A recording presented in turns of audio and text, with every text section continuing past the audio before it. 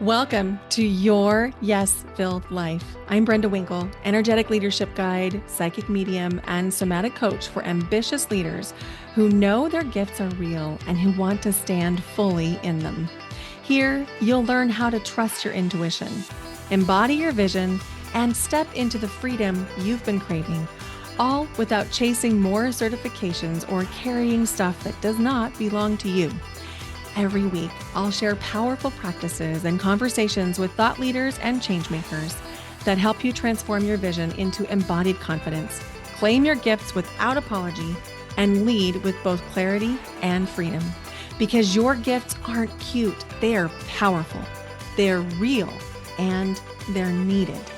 Start today by downloading my free energy audit at brendawinkle.com/audit. It's the exact tool I use to track what's fueling me and what's draining me. It will help you discern between that hit of achievement and true joy so that you can lead with more clarity and impact. This is your space to stop proving, start embodying, and live fully in your gifts. Welcome to Your Yes Filled Life. Hello, and welcome to Your Yes Filled Life. I'm your host, Brenda Winkle. I want to ask you a question.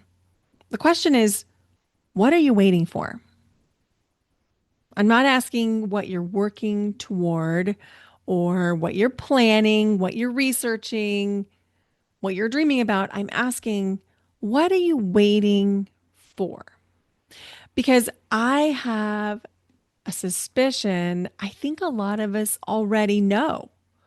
We know the decision that we've made. We know the right next step. We know the boundary. We know the conversation that we need to have. We know what our dream really is. We know what the change that is most beneficial to us would be. We know the truth, but we're waiting. So my question is, what are you waiting for? And there's a few different answers for this. And I've lived through many of those myself.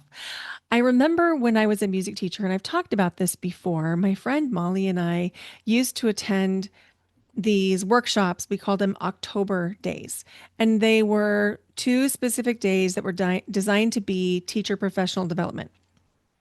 And every year, my friend Molly and I would go to the same workshop, and it really was a good workshop. But one thing that you may not know about music educators is that we are all pretty competitive overachievers. And this particular professional development meeting was no exception.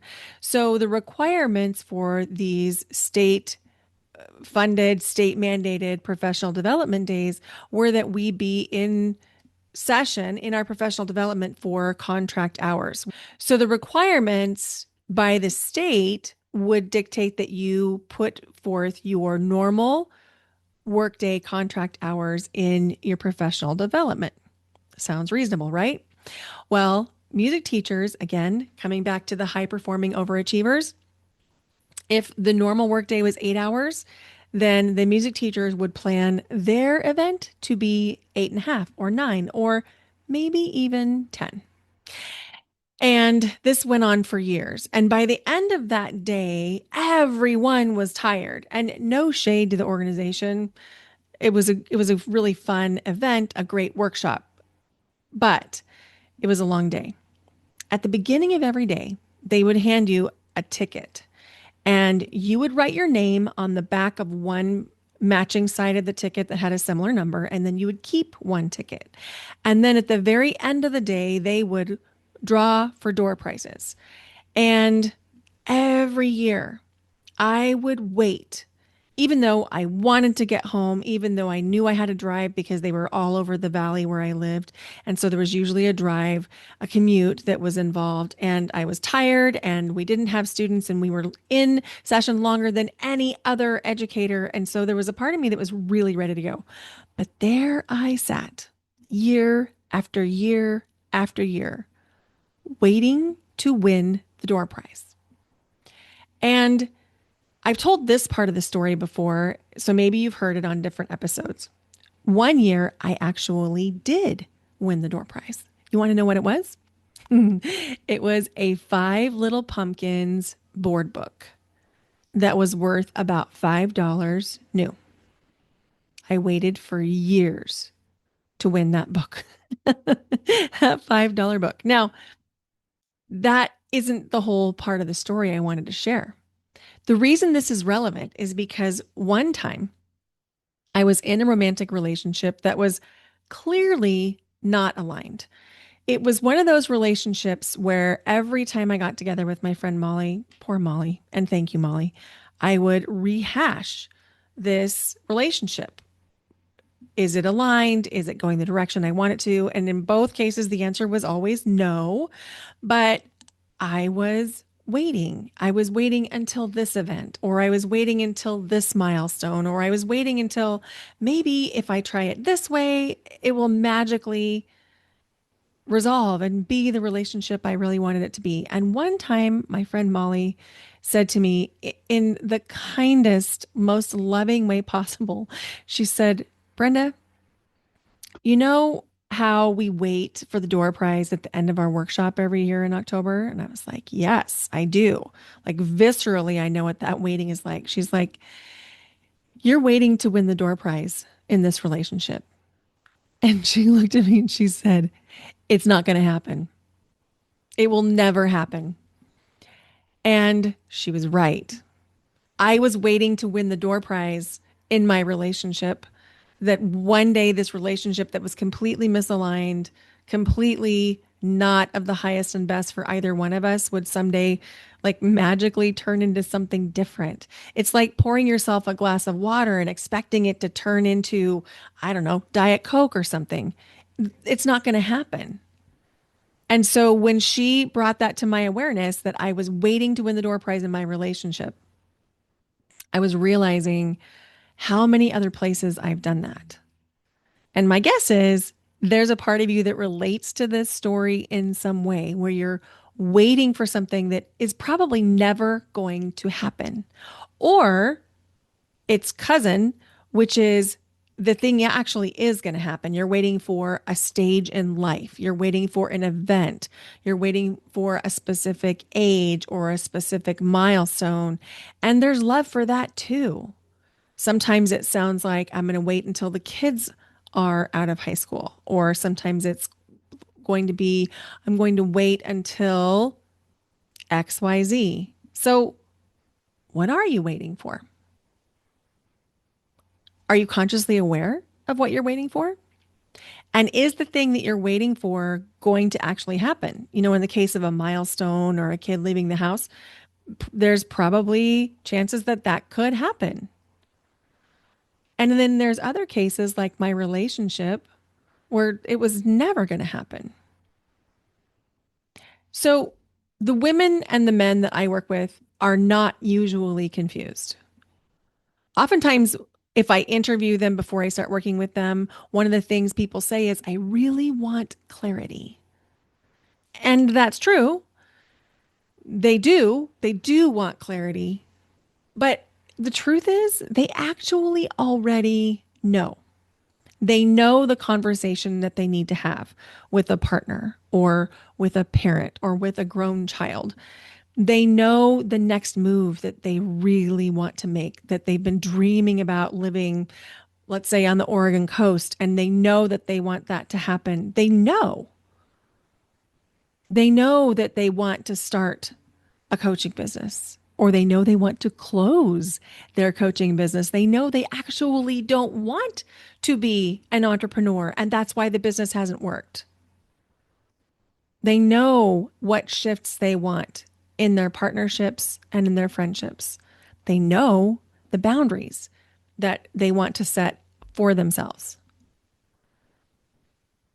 We wait because somebody might have called us selfish or greedy for wanting what we wanted.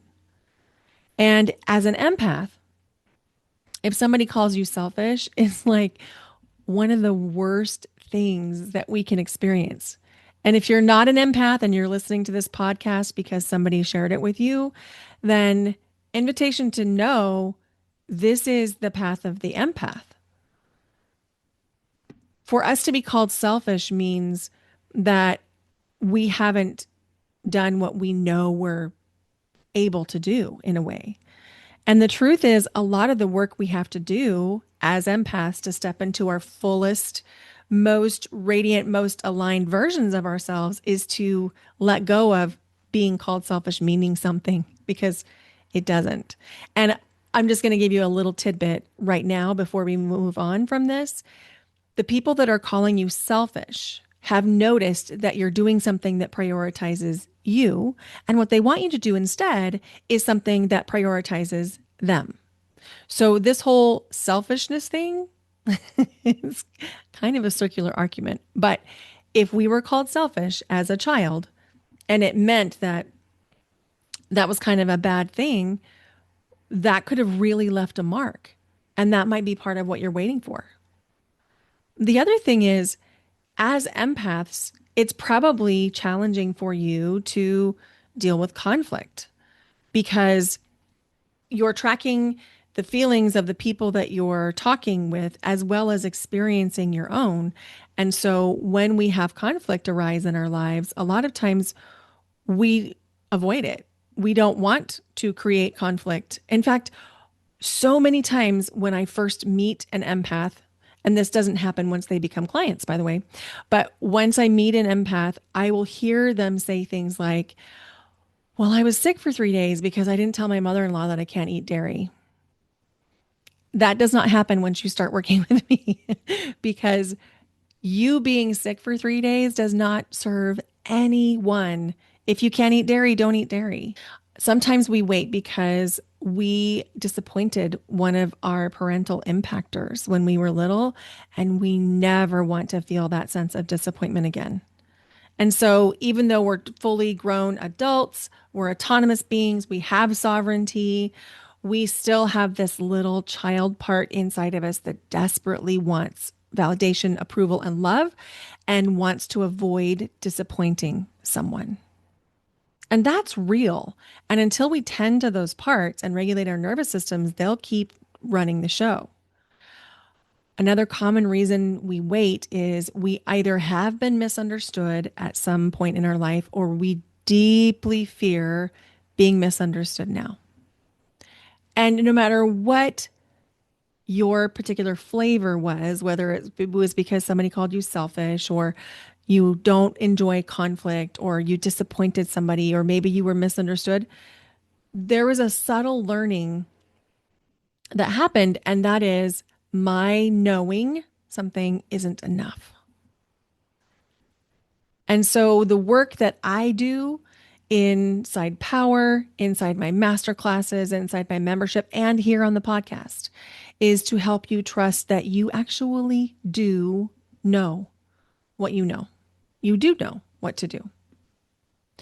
So there's a cost to waiting, as you know, but the cost isn't just delaying your happiness or your peace. The cost is self trust. The cost is your own self concept because every single time that you override yourself, you teach yourself, my knowing isn't trustworthy. And eventually, you stop bringing your own knowing to the table. And so when I meet somebody who tells me they don't know what they like to do, they don't know their preferences, they don't even know their favorite foods, I know that that's not actually true. It's not that they don't know, it's that they have practiced making everyone else's experiences matter so much that they have forgotten their own. They've forgotten to bring their own knowing to the table. And when we're outsourcing our knowing to other people, to other groups, to other authority figures, there's a little part of us inside that usually is absolutely fighting to get out, fighting to be seen. One of the biggest things for me personally that has happened as I've learned to trust myself is I feel peace. I don't enjoy conflict, but I'm willing to engage in it if I need to. I'm trusting myself so completely that I've been able to do things that everybody told me not to. An example is I took my business online in 2017. 3 years before the pandemic, 3 years before online businesses were really catching on, I took mine online because I knew that I wanted to make a bigger impact. I knew that I wanted to have a global brand. I knew I wanted to serve people internationally. It was really important to me. And I knew that if I limited myself to the number of people I could fit around my dining room table, true story, that I would only be able to serve four people at a time. And so I took my brand very clumsily online in 2017. Everyone told me not to. Everyone said no one will buy from an energy healer online. At the time, I was really leading with my Reiki and my Theta healing. And when I chose my breathwork certification and my somatic healing certification, I deliberately and intentionally chose companies that would support online education so that I could really learn how to hone my craft. And then also, I chose experiences that led me to in person experiences so that I could understand what it's like to hold space in person and to feel the differences so that I could create the most dynamic transformation for my clients possible. And now I've owned this business, a version of this business for almost 12 years. I changed names when I moved states, but the point is everyone said not to, and I knew that was what I wanted to do. Everyone said not to give up my teaching job in Boise. I just had, air quotes there, just had 7 years to go before retirement. That was 4 years ago, 5 years ago. I have changed my life so many times over in the last 5 years. I am so grateful that I trusted myself enough to allow myself to start over in a new state, even though it went against conventional wisdom. I wouldn't be here today talking to you on this podcast if I wouldn't have had an immense amount of self trust. And the same thing goes for when I let go of my full time teaching job in 2022. Everyone said not to do it.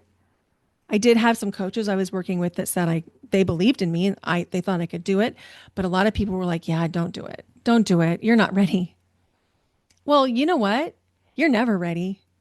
If I would have waited, I would not be where I am now. I can tell you that for absolute certain because I feel like I'm still getting ready. I'm still getting ready to be a really good podcaster. I'm still getting ready to be the best coach I can be. I'm still getting ready to really have a handle on my social media accounts. And by all outside measures, it's working. So a lot of this is an inside job, and it comes back to that identity. Who are you willing to become as part of the process of learning to trust yourself?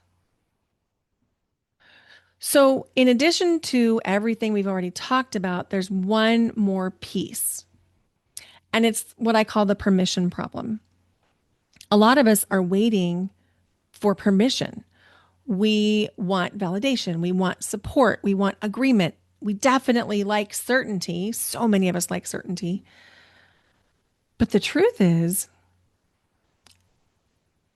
the most impactful and meaningful decisions often arrive before any of those things, before the validation, before the support, before the certainty. It's just a knowing, it's a trust. So, when I was in a conversation recently with somebody, she was wondering if power, self trust for empaths, the semi private coaching experience that I'm offering that's now enrolling, she wanted to know if it was for her and asked if we could jump on a call. And so we did.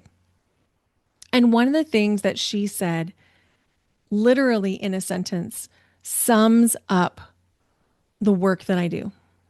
She said, I want my experience to matter as much as everyone else's. That's literally a mic drop moment. I want my experience to matter as much as everyone else's. And so many times as empaths, that has not been our go to because we always shine our spotlight outward first. We're scanning the room, we're taking the temperature, we're checking in with the emotions. And now, when we decide that our experience matters as much as other people's, we can turn that spotlight in and start checking in with ourselves internally. So, when it comes to waiting, maybe the question isn't, what do I need to know? Maybe the question is, what if I already know? And then a follow up question would be, what do I already know? And then the next question that'll really move the needle is, what would change in my life if I trusted it? And here's the thing. I have found that most people aren't actually afraid of making the wrong decision. It feels like that. And when we talk about it, it sounds like that. But I'm learning that's not actually the thing. The thing is, what happens if it's the right decision? What happens if what you already know is the right decision? And once you know it, I was having a conversation this morning on my walk with a friend. Once you know it, it's like trying to climb back into a cocoon. It just won't fit anymore. Once you see it, you can't unsee it.